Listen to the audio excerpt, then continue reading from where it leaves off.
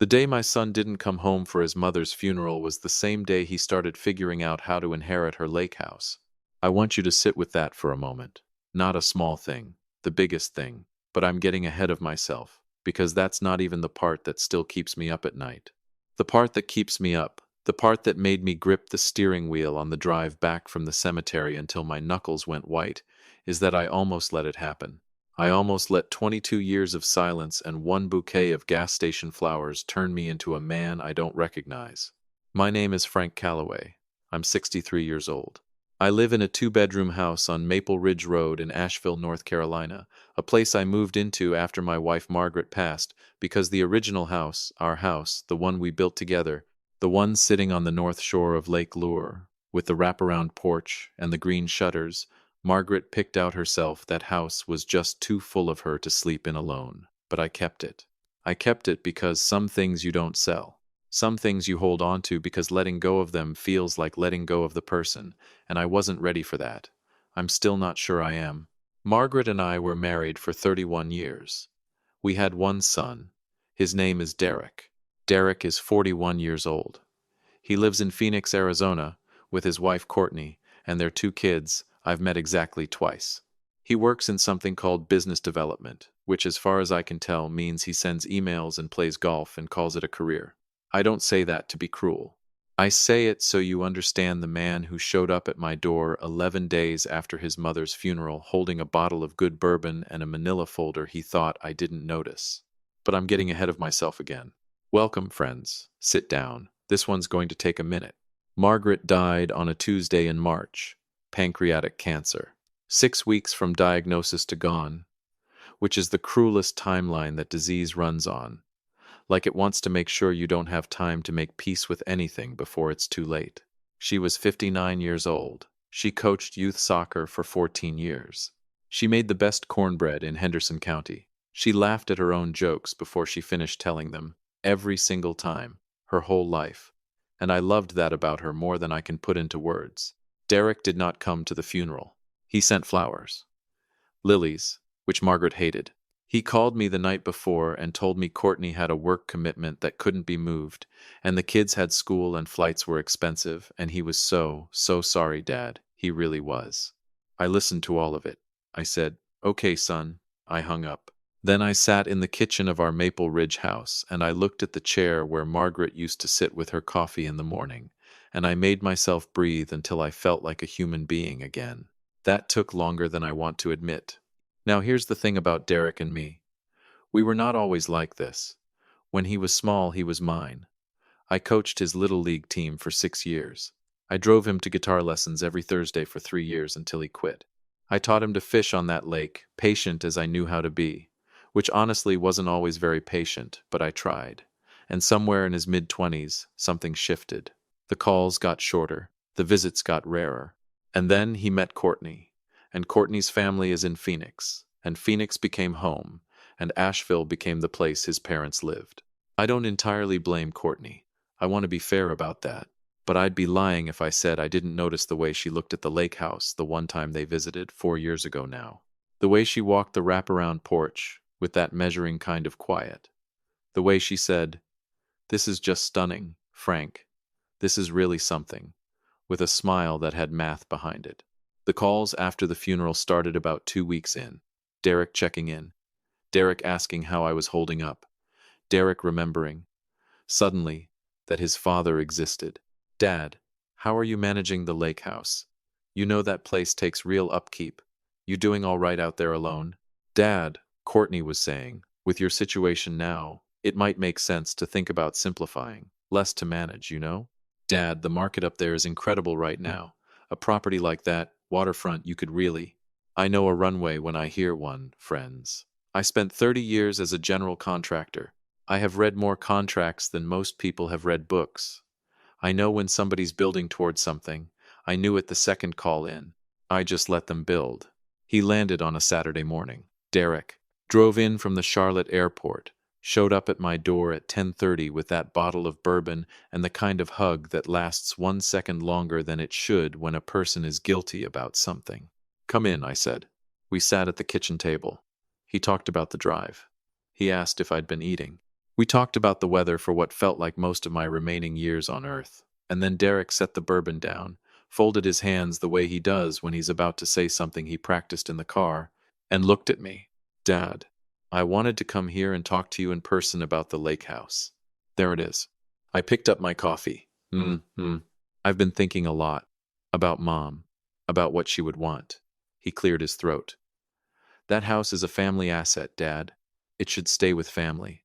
And, with you on your own now, the upkeep, the taxes, the liability, it just makes sense to transfer it while you're in a position to do it cleanly.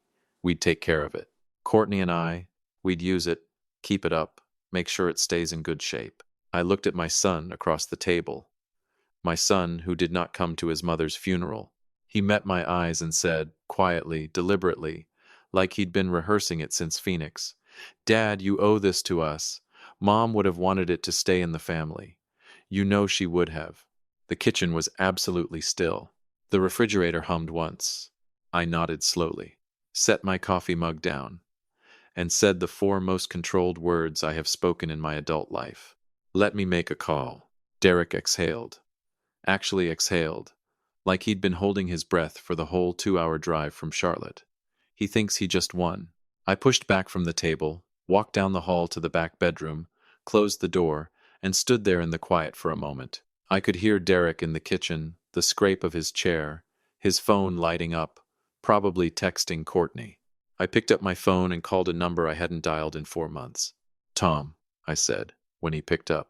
It's Frank Calloway. I need to come in. This week if you can do it. Everything all right, Frank? My attorney said. I looked at the closed door. Heard Derek's chair scrape again. Better than all right, I said. I'll explain when I get there. Here's what Derek didn't know. He didn't know about the conversation I'd had 8 weeks earlier. The one that started on a Wednesday morning in January, 5 weeks before Margaret died, when she was still clear-headed enough to sit up in the hospital bed and tell me exactly what she wanted done with that lake house and exactly why. He didn't know about the phone call I'd already made the morning after she passed.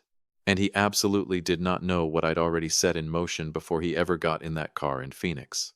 But we're not there yet. I need to tell you about Margaret first. Because this story doesn't make sense without her. Margaret grew up in foster care.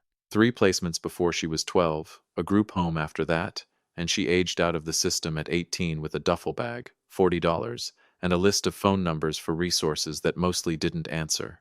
She put herself through community college, then through nursing school, working doubles at a diner on Route 64.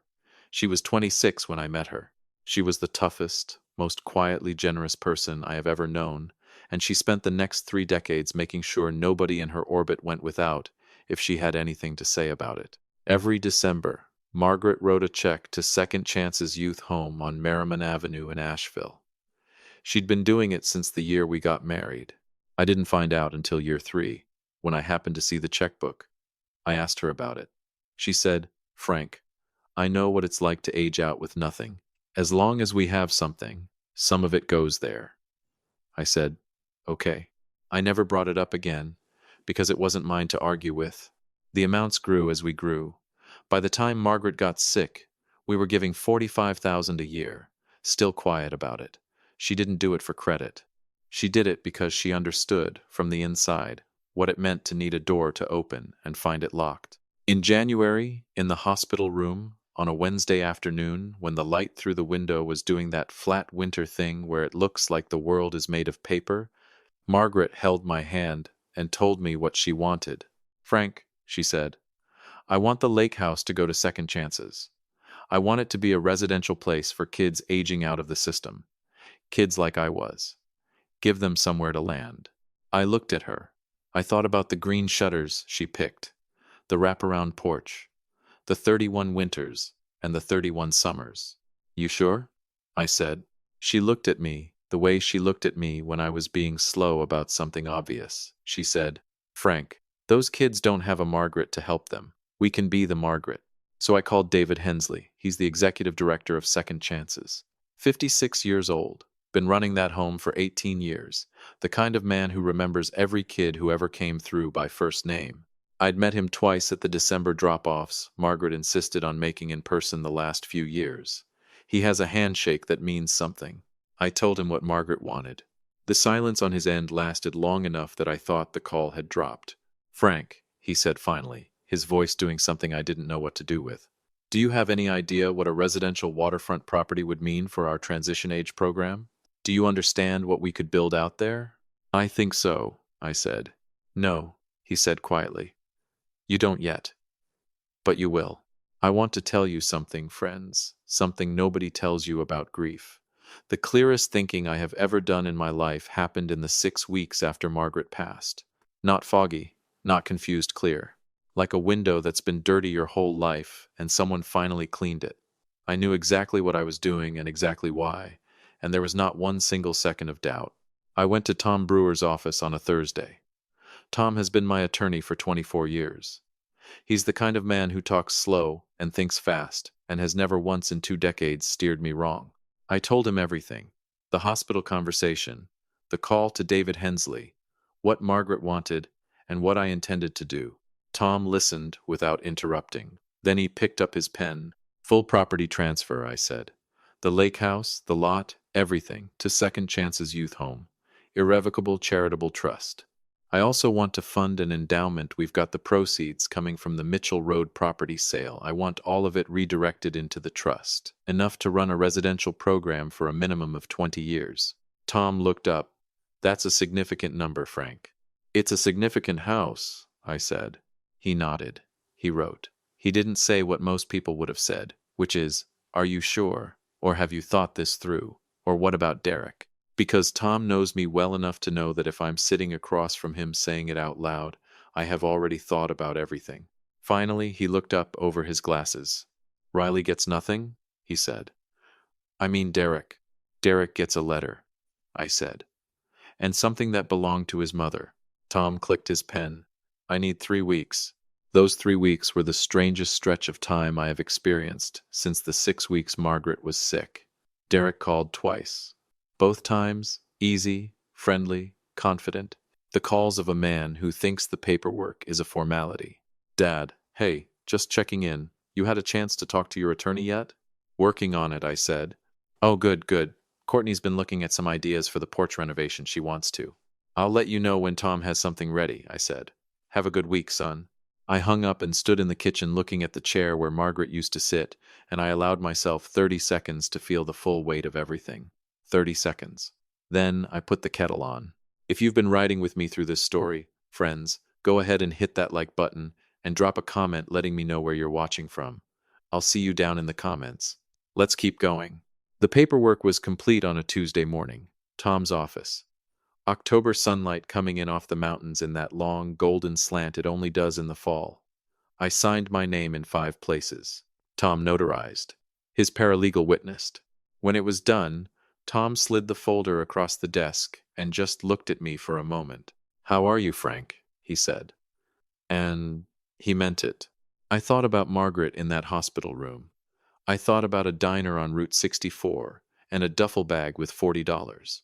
I thought about a woman who laughed at her own jokes before she finished telling them and spent 31 years being the thing she never had. "I'm okay," I said. "I actually think I'm okay." I shook his hand, walked down the stairs, stepped out onto Lexington Avenue, and drove to the lake house one last time. It was empty. The last of the fall leaves were coming off the oaks along the north shore, landing on the water in slow yellow drifts. I walked every room. The kitchen, where Margaret had made Thanksgiving dinner 11 times. The back bedroom where Derek used to sleep in summer when he was 12, and still thought fishing was the best thing in the world. The wraparound porch, the green shutters, the view of the water that looked different every single hour of the day, and Margaret had loved every version of it. I stood on the porch for a long time. I had brought one thing with me to carry out, a watercolor print Margaret had bought years ago at an art fair on the downtown strip, a painting of Lake Lure in the early morning, blue-gray water and pine shadows, and a thin line of orange just starting at the ridge. She'd hung it in the living room every single year we owned that house. I took it down carefully, wrapped it in the moving blanket I'd brought from the truck, carried it out, locked the front door, put my hand flat against the wood for one moment. "Thank you," I said, "to Margaret, to the house, to the 31 years." To whatever it is you talk to when there's nobody left to talk to. Then I put the painting in the back seat and drove back to Maple Ridge Road without checking the mirror. Derek called 2 days later. Easy, breezy, a man who believes the train is already at the station. Hey, Dad. So Courtney was wondering, has Tom finished the paperwork? We want to make sure we're ready on our end whenever you need us to sign. I looked at Margaret's lake painting, now hanging above the fireplace in the Maple Ridge house, the blue-gray water, the pine shadows, the thin line of orange. Actually, I said, Tom's ready now. He wants you here Saturday morning. My house, 10 o'clock. He'll walk you through everything. A pause. Something in my voice. Barely anything, but Derek caught it. Dad, is everything. Everything's exactly where it needs to be, I said. Drive safe from the airport. I hung up. What happened on that Saturday morning is the kind of thing that doesn't heal clean. I know that. I am not pretending otherwise. But I also know this. Clean was not on the table anymore.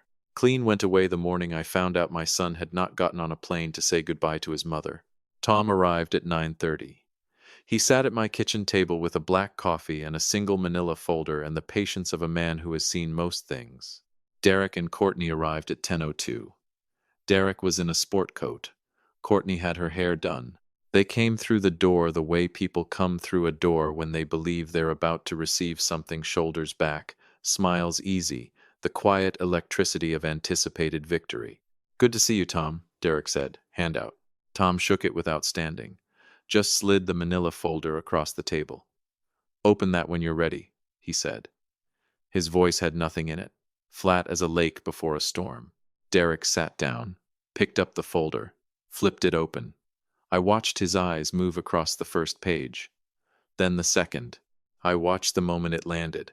His face did not drain slowly. It changed the way a light changes when you flip a switch. 1 second, smooth, expectant, already somewhere else in his mind. Next second, something I had never seen on my son's face before. What is this? He said. His voice was thin, not loud, which was worse somehow. Tom, what this says Second Chances Youth Home. What is this? Courtney leaned over, read the page, and went very still in the way people go still when their mind is running fast, but their body doesn't know what to do yet. Dad? Derek looked at me. What did you do? I stood up from my chair. Calmly. The way you stand up when you are very sure of something. The lake house was signed over to the charity 5 weeks ago, I said. It's recorded with the county, the trust is irrevocable, and there are no legal avenues because Tom made sure of that before a single page was signed. I looked at Tom. He nodded once. I looked back at my son. Then I said, There's something I need to show you both. Sit down, please. They sat. Courtney put the folder down. Derek looked at me with an expression I hadn't seen since he was 9 years old and had broken something and didn't know how bad the consequences were going to be. I reached beside my chair and picked up the box, old shoebox, the kind that's soft at the corners from years in a closet shelf. Margaret's handwriting on the lid in black marker, Second Chances Receipts. I set it on the table between us. Derek stared at it. What is that? Open it. He looked at Courtney. She looked at the box. He reached out and opened the lid. Inside, 31 years of donation receipts, bundled in rubber bands by decade. A folded letter on Second Chance's letterhead from 2009, thanking anonymous donors for a gift that had funded 3 beds in their emergency shelter wing. A photograph of Margaret and me at a fundraiser on Marymount Avenue, 2016, both of us in the back of a crowd, not on a stage, not being thanked, just there.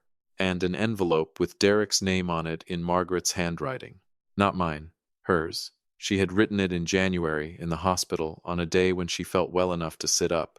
Derek stared at the envelope. I told him about the diner on Route 64, about the duffel bag, about the $40 and the list of phone numbers that didn't answer. I told him what your mother never told you because she didn't want your sympathy. She wanted your respect. I told him about the December checks that started in 1986 and never once stopped, quiet as breathing, because that is who Margaret Calloway was. I told him about the hospital room in January, the flat winter light, her hand in mine, and what she asked me to do with the house she loved more than any place on earth. Your mother built that lake house with me, I said. Every paint choice, Every piece of furniture, every Thanksgiving, every summer. She earned it. And she told me exactly what she wanted done with it, and I did what she asked. That's it. That's the whole story.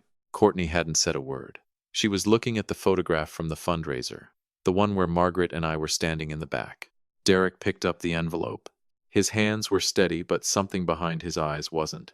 He opened it. I knew what it said. I had watched Margaret write it. She had written it in one long, slow sitting with the TV off, and she hadn't let me read it until after she passed. It said, Derek, I know you have a life in Phoenix. I know Asheville has been far for a long time. I need you to know that I understand distance, because I have been far from people who should have been close my whole life, and I know how quietly that happens. The lake house goes where it goes because I was once a girl with nowhere to go, and I never forgot what that felt like. Not for one day. I don't want you to feel punished. I want you to feel responsible. There is a difference, and you're old enough to know it. I love you. I have always loved you. But the things we love don't belong to us, son. We're just the people who get to take care of them for a while. Love, Mom. Derek sat there for a long time after he finished reading. Courtney had her hand over her mouth. Dad, he finally said. His voice was different now. The prepared voice was gone. The Phoenix voice was gone. It was just Derek, 41 years old, sitting at his father's kitchen table. I'm not going to insult him by telling you exactly what I said back, because some things are private even in a story like this. What I'll tell you is what I told him about the one thing I needed him to hear. I said, Son, I don't need you to agree with this. I need you to understand that your mother is in that decision, every piece of it. And if you want to argue with it, you're arguing with her. I am not going to stop you, but I want you to know who you're arguing with. He didn't say anything for a while. Courtney asked, quietly, what Second Chances does. Not defensively, actually asked. I told her about the transition age program, the 18-year-olds who age out with nothing, the need for a real residential space. I told her about David Hensley. I told her what Margaret had told me. We can be the Margaret. Courtney's eyes got wet. She looked at Derek. He picked up the photograph from the fundraiser. Him, Mom, in the back of the crowd in 2016, not wanting credit, just there. He held it for a long time. Can I keep this? He said. Quietly. Yes, I said. He put it in his jacket pocket. He stood up, slowly, and looked at me with something that is going to take years to become what it needs to become, but it was real. He said, Dad, I should have been at the funeral. I know, I said. He walked out. Courtney followed, and at the door she turned back and said, Thank you, Frank. Just that. Tom and I sat at the kitchen table for a while after they left without saying much. That's the hard part, Tom said finally. I looked at Margaret's lake painting above the fireplace. The blue-gray water, the pine shadows, the thin line of orange, where the light was just starting. No, I said. That was the necessary part. The hard part was January. He nodded. He packed up the folder. We shook hands. He let himself out. 6 weeks later, I drove down Marymount Avenue on a Tuesday morning.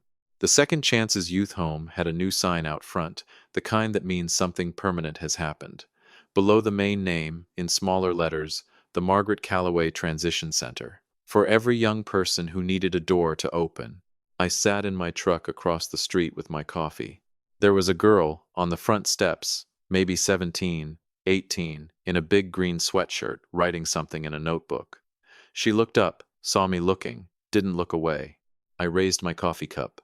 She held her notebook up for a second, like she was showing me the page, and then she looked back down and kept writing. That's it, I thought. That's the whole thing right there. I still live on Maple Ridge Road. I still drive past the lake sometimes, on Tuesdays, which is the day I always did Margaret's errands with her, because I can't quite stop doing it. The lake house has new life in it. I can feel that without going in. Derek called last week. Not about the property, not about assets or transfer paperwork or any of it. He called to tell me he'd made a donation to Second Chances. Not a large one. He said he wasn't sure it was enough. I said, Son, your mother started with $3,000 in 1986. She said it might matter to somebody. It always mattered. He was quiet on the line for a moment. He said, I should have known she was doing that all those years. I said, she didn't do it to be known. He said, yeah, I'm starting to understand that. I didn't win here because I took something from Derek. There was nothing to take. What I did was stop something from being taken from Margaret, her decision, her legacy, the things she asked me to do with the years we built together. There is a difference between a father and an inheritance, between love and an obligation, between a family and a claim. My name is Frank Calloway. I am 63 years old. I grew up working construction with hands that were never quite warm enough in January, and I built something, and then I held on to it until the person who deserved it most told me where it was supposed to go. I did what Margaret asked. That's enough. That's more than enough. If this story meant something to you, friends, hit that like button and leave a comment below. Let me know where you're watching from. I read every single one. I'll see you on the next one.